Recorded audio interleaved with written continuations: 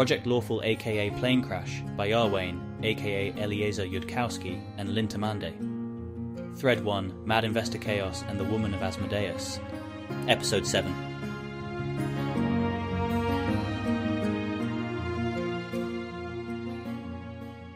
Alright, Keltham is going to wait for wizardry lessons, and then... Is there a spell structure for a more powerful version of Detect Magic that you can show me? Keltham isn't all that happy about revealing that he got that second circle that looks like it might be a more powerful Detect Magic, more out of security principle than any specific suspicions or plans, but he's not going to cast an unidentified spell just yet, and using the more powerful Detect Magic might save him some time, so it is important to identify. Greater Detect Magic. Yeah, that's a thing. Second circle, have you got it? Looks like... illusion. Yup. Keltham is pleased he's making any progress on being able to see by sight what a spell structure does. I'm thinking next I try my hand at some basic wizardry stuff, fail a few times, then cast Greater Detect Magic and watch you catch some cantrips, and maybe even specifically catch a Read Magic one, if you've got that or somebody does, and then try to catch my own, and then try some more basic wizardry things before Greater Detect Magic runs out. Unfortunately, you won't be able to cast Read Magic while using Greater Detect Magic, because Greater Detect Magic requires concentration, and you can't cast a spell while concentrating on another one. You lose the one you were concentrating on. You probably will have the same problem trying to catch my Read Magic, but I'm happy to let you try. Is there an expensive thingy that lets the user look at things with Detect Magic without concentrating, which I can borrow for a day for purposes of learning basic magic 12 times faster, if that's the known result? Though I can also just try my hand at the basic wizard things first. Yes, there is. It's very expensive, but you can ask someone to put out feelers. I'm not sure anyone has measured how much it speeds up learning magic, because usually magic students' time isn't valuable enough for that to be even remotely worth it. But you're right that here it is if we can arrange it discreetly. If it expends significant social capital, relative to what I currently have, I'll try things the regular way first for a day or two. Gotta do that anyways, unless it can be here instantly. Keltham turns his attention back to the question of arranging his remaining day's schedule. Should he try to negotiate equity allocations today? Or, can you guess how likely it is that a god of individuals individually playing positive sum games with each other would have magic for symmetrically fair negotiations, like a spell that forces everybody in a room, including the caster, to be honest about how much they're gaining from a trade? It sounds like the kind of thing that some clerics have. Crash course in spellcraft so you can recognize it if you've got it. Spells have schools. School is one of the easiest things to identify about a spell from its structure. That'd be enchantment, which is the category for magic that affects the minds of other intelligent creatures. Enchantment looks like it's interfacing with something obscenely complicated. It'll have a weird sort of surface. She does another illustrative illusion. It's her last for the day, but maybe she can borrow a pearl of power off the security guys. Enchantments break into charms and compulsions. Charms form a two-way connection and look like this. Compulsions oblige or prevent a course of action, and there's no connection between two minds. So you'd be looking for an enchantment, compulsion, and if you have one that's not in the book, it could be something for fair negotiation. He's got 4 first circle spells with that look, 1 copy of one, 3 copies of another. Keltham considers the possibility that this structure, in fact, denotes something completely different, which Carissa very much wants to know whether Keltham has, for some reason. But if Keltham goes ahead and casts them, and they do something very different from what Carissa suggested, that would give her game away, so she wouldn't do that, right? Keltham wishes he had played more alternate universe master criminal detective LARPs, which no doubt exists somewhere on his home planet. This level of paranoia is exhausting when you have to do it for real, and you don't have much experience doing it for real. If I look through my spells and see one like that, are people likely to be okay with my casting it during negotiations when I don't know in advance exactly what it does? Keltham asks temporizingly. If the answer is no, then Carissa could be fishing for information in a case where her deception wouldn't be found out immediately. I mean, on the queen, no. On me, yes. Fair. Keltham closes his eyes, pretends to concentrate. Okay, yeah. I've got at least 1 first circle spell like that. But it sounds like I might need to figure out what they do first today, and then put them into negotiations for real, later. Which I think implies that today is maybe not best spent on equity and pay negotiations, so I could spend it learning about Galarian, learning about wizardry, or communicating really basic stuff of the sort where you can't plausibly industrialize a planet while keeping that stuff secret. Experimental method, formal epistemology for communicating results, the less complicated tiny bits that complicated substances are made of, that sort of thing. Where I'm not selling that part, but by giving it to you, I'm expecting to garner informal social capital of the sort that lets me put in requests for headbands and detect magic equipment on loan from the government. Your government can trade the information on for more informal social capital, but they need to credit me with some of that social gain, and can't copyright that information or declare it a trade secret. Oh, and besides learning wizardry, I should take a look at whatever your local heritage optimization setup is, in case you're somehow doing something drastically wrong that explains why the average intelligence here is so low. He has no idea how to negotiate selling his genetic material right now, and certain aspects of him are in favor of doing that sooner rather than later. Sure, all of that sounds good. Unless the experimental method or epistemology things run into things our government has already declared secret for reasons like that, they make it really easy to blow up the world, or summon gods, or that Asmodeus says would cause those sorts of problems, I assume you'd understand in that case that they'd go right on considering it secret. If you made a god, then that seems neat, but it only takes one god who wants to let Rovagug out. Yeah, understood. Not destroying the world is everybody's problem. I would hope. So which of those things do you want to do first? Lots of people can make you smarter for 5 minutes at some point, probably learning wizardry's the best use of it, and security can haste you at the end of the day if they haven't gotten into a fight by then. Other than that, I don't think I have any particular reason to think one thing should come first. I would have otherwise wanted to prioritize learning wizardry first, while my brain is fresher. But if we only get the haste spell at the end of the day, and we want to stack all the boosts together, what does haste do? And can you stack everything together? And also, what does the Make Smarter spell look like? Make Smarter's transmutation. Here's its structure. You almost certainly won't have it, though. The gods never give that one for some reason. Boosts to different kinds of ability stack, boosts to the same kind usually don't unless they're specially engineered to. Haste improves reflexes and cognition speed, but primarily from a physical angle, your brain working better. Fox's Cunning, that's the Make Smarter, improves working memory and spatial memory and also cognition speed, but from a different angle that does stack with haste. Oh, good. 2-second circle spells look similar to that one. Seems relatively innocuous to say, and if he's too reticent, he'll learn a lot more slowly. The headbands do the same thing as Fox's Cunning, but permanently in magic item form? That's also something I'm very interested in reading about, any books that mention it, so he can maybe learn enough to know if putting one on is actually a good idea, but it would be better to present a different reason for his wanting those books. Your planet needs those to be much cheaper as soon as possible. Heritage optimization takes time. You'd have to invent a better way to mine spell silver. It's in the ground, but there's only a little of it in a whole acre of earth, and you need it for all magic items. It's why they're rare.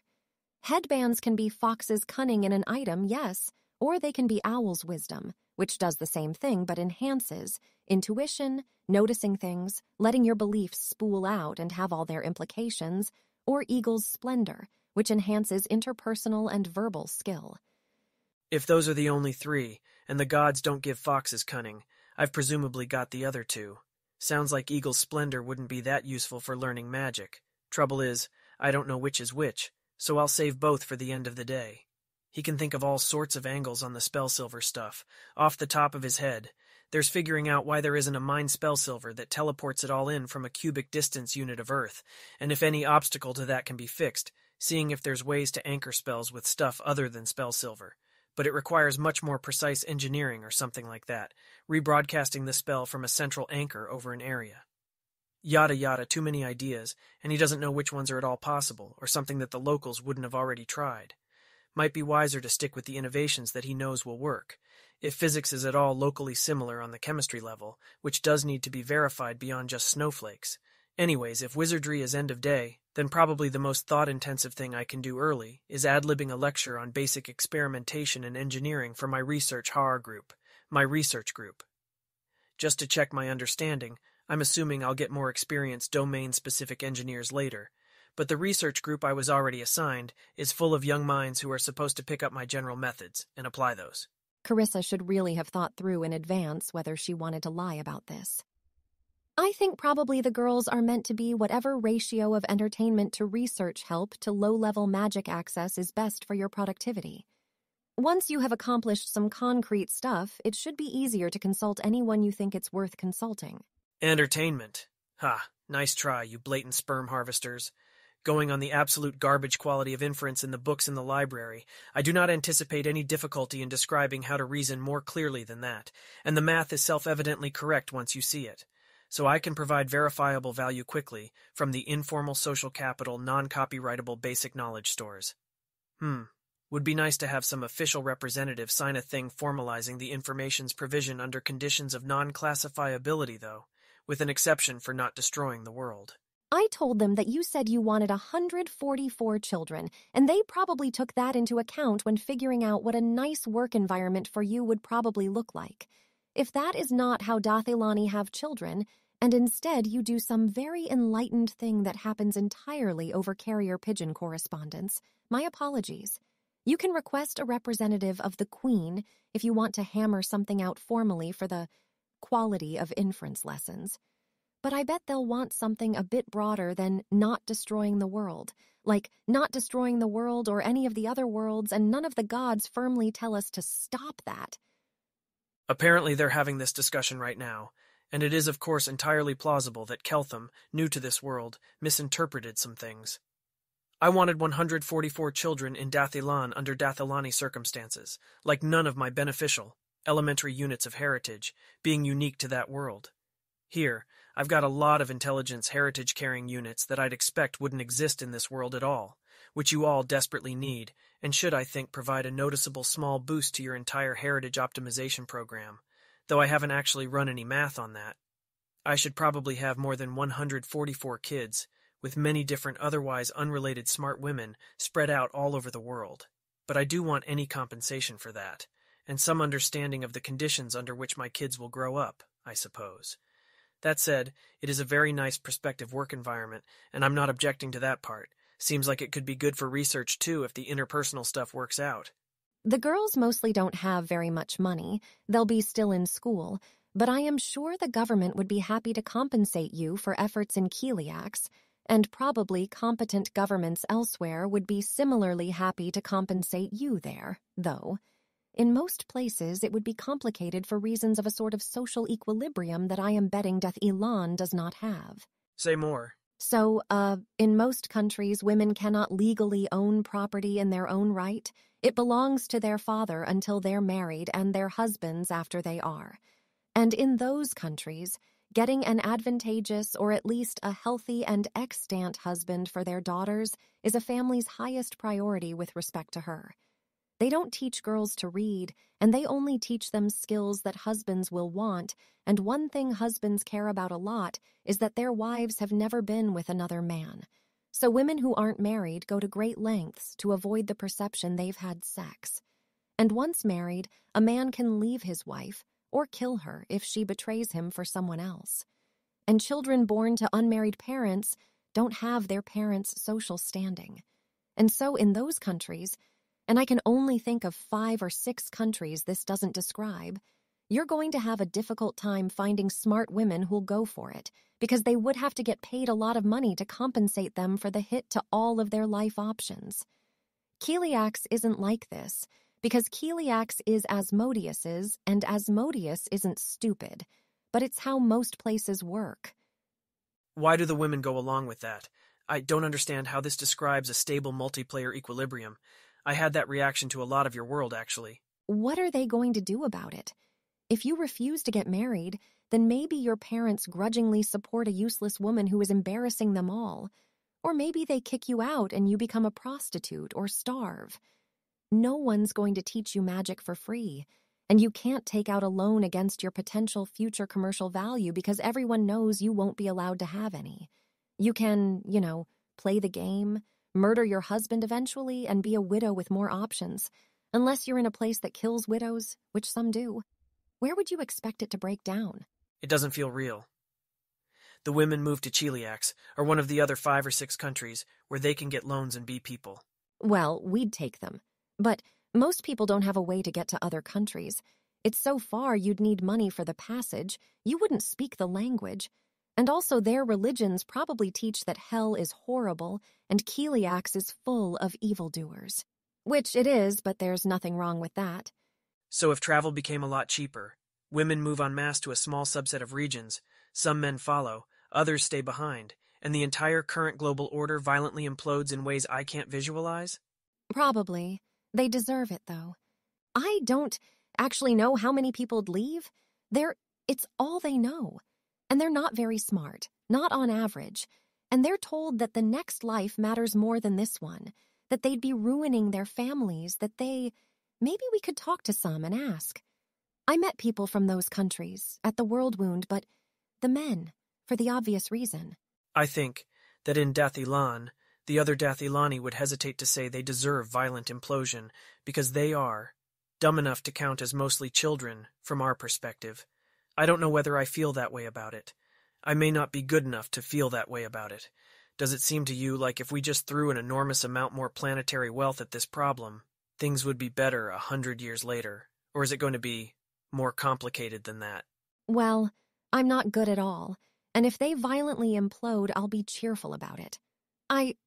Probably, if everybody were rich enough, then it'd break all the bits that rely on, and if your family kicks you out, you starve.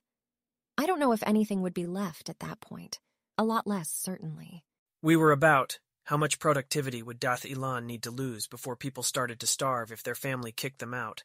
Somewhere around 20 times that rich, with no magic, just understanding mundane material science. If you think clearly, you can do more things. Well, then you should teach the bits that are teachable. And father some kids with the bits that aren't teachable, I guess, here in Cheliax, where we know who all the smartest girls are, because we train them into wizards. Are things going to start to implode as soon as the regions who have their acts together at all start to become richer? Do the crazier factions just teleport a bomb into this whole facility as soon as they find out it exists? If there's no forbiddance here, I don't understand this world's equilibrium between regions like that at all, let alone what happens if it starts to enter a disequilibrium state. There are probably a lot of factions who wouldn't want Cheliax to get there first and might assassinate you if they could, though it'd be hard, because Cheliax could just resurrect you, and getting close enough to steal your soul is much harder. Asmodeus will be negotiating with the lawful ones. The chaotic ones. There are equilibriums, made of who would win in a fight and how much your own nobles will tolerate your demands for troops or grain, and for that matter, how much they'll tolerate apparent weakness.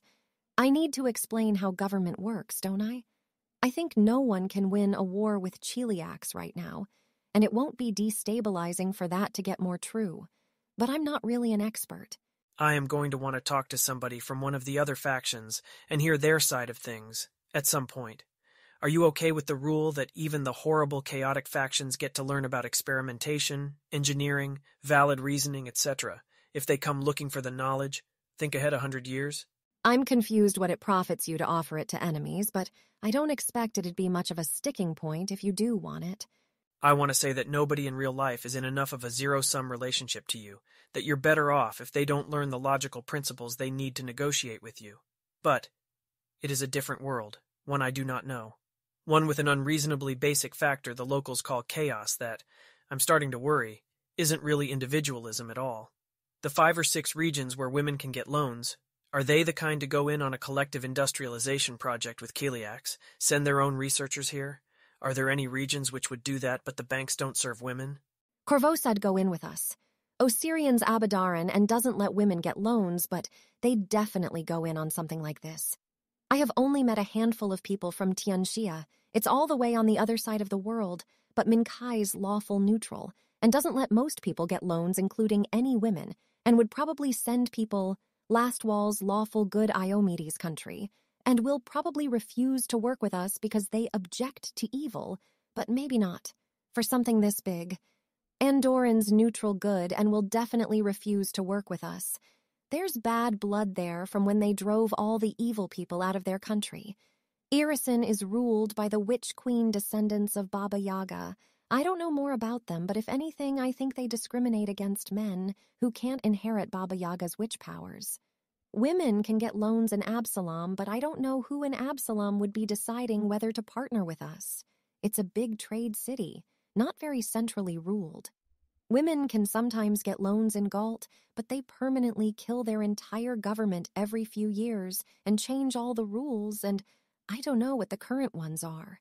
A few too many weird names and weird properties. Too fast, when it's not written down. And everything is so absolutely alien, and I don't see how it forms an equilibrium at all.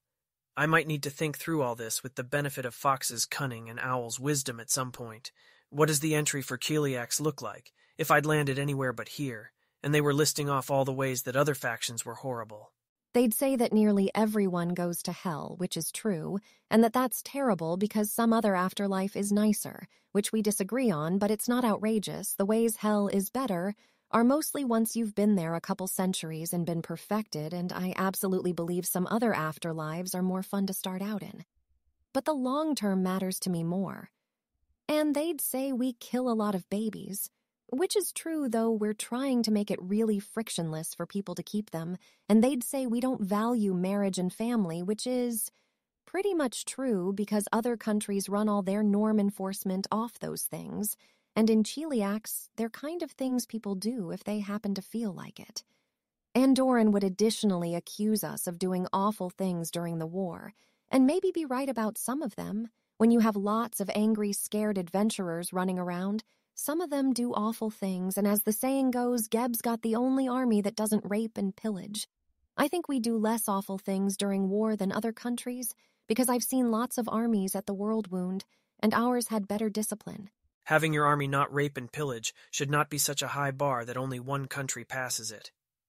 Based on what you know of me, is there anywhere on this planet that I would not think was a mess? I am pretty sure you'd be upset about everywhere. And probably about a bunch of things I haven't even thought to explain yet. If I hopefully asked about Geb, the place that doesn't rape and pillage. Their army's zombies, corpses controlled by necromancy. I'll be frank with you. I was expecting to hear something surprisingly depressing, but that was a little more depressing than I was expecting even so. So there is, basically on my plan, going to be a project to make this planet richer as a whole, and maybe less of a giant mess, which, if it doesn't happen, I would not be the least bit surprised if you all died to the World Wound, while all y'all were futzing around with being a giant mess. Are we going to see basic buy-in to this basic philosophy, do you think, from the sort of factions that are not bug-ass entropic? You have Asmodeus. You have whoever your god is. I suspect you'll have more buy-in than that, but if you don't, that'll be enough. I am trying to ask whether there's a group of factions that can collectively set aside their everyone hates someone tangled web, and collectively get rich, and collectively not all die to the World Wound. I'm not entirely on board with taking the first faction I ran across and appointing them the winners, even taking into account that my appearance on Galarian may not have been in a completely random location. If there's a whole interfactional collective of everybody who's not bug-ass entropic, it's straightforward to work with them. Every faction who manages to fight at the World Wound is an obvious candidate for that. If it's not like that, then I should actually talk to a lot of factions and figure out what's going on before deciding who is probably going to make the least mess of the planet 100 years later. If I'm being cosmically stupid for thinking like this, because I am a stranger to this planet, just let me know. There isn't really that. Everyone who fights at the World Wound would probably be the closest thing, but I think some of them won't be on board with your project necessarily. It's not as simple as the world should go on not being eaten by demons. The advantage of talking to a lot of factions would be that you'd know more about who you wanted to help the most, and the disadvantage is that there are a dozen more opportunities for what you're doing to leak to people who want to stop you or kidnap you, and Cheliax can protect you against most such efforts, but not everything anyone in the world could come up with if they all had it called to their attention that they ought to try. I think personally, in your situation, I'd work from the first place I found that could supply and assist me enough to not be slowing me down, unless my god told me otherwise, and until I was powerful enough to be very hard to kill. Yeah, I want to talk to my god about it, but they are, it sounds like, being blocked somehow. And Asmodeus is an obvious candidate for who could possibly be doing that, if god control goes by region. How about if I suggested that fundamental non-copyrighted info be covered by a contract saying, it gets, at minimum, shared to all the factions that send troops to the World Wound, but any info-sharing provisions don't come into effect for a month, and the contract can be renegotiated by mutual consent before then? I don't know much about contract law, but that sounds good to me. Maybe shared in a way that makes it harder to figure out who produced it. Suspicious, but also a plausible security precaution for a much less lawful world. I'm on board with that for month 1 at least, yeah. Okay, so my current schedule looks like get a preliminary, reasonable-looking contract drawn up on non-copyrightable basic info, with any dangerous-looking provisions not going into effect for a month, during which the contract can be renegotiated by mutual consent. Then give a lecture on some basic stuff. Get informal social credit. Scale up resources. At end of day, apply all the enhancement spells and try to learn basic spellcasting. Oh, and also, if there's some safe way to cast some of my other spells to find out what they are, like the enchantment compulsion spells that are hopefully for symmetrically fair negotiation, maybe try that too. Enchantments are safe to test on people. They only last a minute and don't have long-term effects. Abjurations. She's apparently lost concentration on her illusion while trying to explain to Keltham that women aren't people most places. That's embarrassing. The illusion ran out, but abjurations are protective magic and also safe to test. We can look through a book for examples. Illusions are safe to test. Conjuration and evocation and necromancy are all a bit risky, but you could try them on a goat or something. There's one first circle spell I've got more than one copy of. Looked to me like enchantment compulsion. Let's go ahead and test that one, in case using another of the copies is relevant to negotiating the preliminary contract on the default plan for propagating basic info. Anything special we should do to test it? If you're not trusting us, then probably you want to ask your whole gaggle of girls to look and write down what they think is going on with it, and that'd make it harder for anyone to lie. Otherwise, not especially, you'd want to tell the person you're casting it on so that they can avoid instinctively trying to break it when it's cast. Not quite sure I understand your proposed procedure. I think maybe possibly the spell targets one person that I touch. I don't have enough copies to cast on all the researchers. You're quick at spellcraft, she says approvingly, just in front of them while they have detect magic up so they can see it cast and make their inferences. Probably they got you girls with decent spellcraft. Is calling them girls too unsoublé? Does it even connote childishness across the magic-bridged language barrier? Is his a society that considers it a disadvantage for women to be in their 20s? Not the most important thing right now. Well, actually, plausibly the most important thing for Carissa's interests here, but not the most urgent. Doesn't matter who you cast it on, you can cast it on me if you like, but everyone who sees it ought to be able to guess what it does. Part of me feels like I ought to have something more planned for investigating stuff like this, but yeah, let's just go do it instead of preparing. We'll see if anybody's in the library, I guess. They're really going to need a research chamber with proper whiteboards at some point. Sure. That's the best place to find wizards if there isn't a big round stone tower around. Keltham tries to walk to where he roughly believes a library ought to be, theoretically speaking. He has the floor plan of the place approximately right. It is not nearly as cleverly full of nooks and secret passages as one might expect from a sprawling palace for an archduke, or if it is the secret passages are very well hidden. They're followed by the security staff, who have probably figured out a plan to subvert whatever spell Keltham has. The least complicated thing would be dismissing it, but some enchantments leave an indication of whether they're active. Dismissing it with an illusion to cover for it? Suppressing it, more complicated than dismissing it, but less likely to have any magically perceptible effects. Not her job. The library contains a bunch of students. They're very pretty. They're delighted to see Keltham. Definitely gotta hurry up on certain negotiations. So today's agenda, I'm planning to dump a bunch of basic knowledge on you all, and on anyone else who wants to listen in, I guess. But first, gotta work out a contract covering how stuff like that propagates and gets passed on, because it's not the kind of thing that makes sense as a trade secret. And before I do that, I ought to check the result of casting an unknown first circle enchantment compulsion cleric spell that wasn't in the textbook of first circle cleric spells, in case my god gave it to me for negotiation purposes. Oh yeah, I'm a cleric now. Don't know which god yet. That happened. So, any volunteers to be the test subject and report on the felt result? and let's have, say, 3 people with Detect Magic independently write down what it looks to them like the spell is doing, if that makes sense. Maybe it'll be obvious what it does, but if not, it's better to have 3 independent components on the opinion, without the opinions cross-contaminating each other. That's an example of a kind of general procedure I'll be covering as basic knowledge. There are a bunch of volunteers to be the subject of Keltham's enchantment, from the categories girls who think that's hot, and girls who want to be helpful, and girls who have never in their lives refused to volunteer for work at school, and are pretty sure you go straight to hell if you ever do. There are also some non-volunteers, mostly from people vying to be one of the ones who writes down what they think the spell is doing. Why are there so many of them? Is that really necessary? The school uniforms are not cut like that in Corentin. They're probably not cut like that in Ostenso either.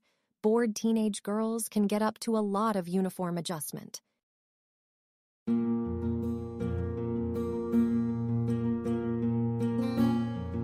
If you wish to support the production of this AI-voiced reading of Planecrash, please visit patreon.com/AskWhoCastsAI. Any help is appreciated.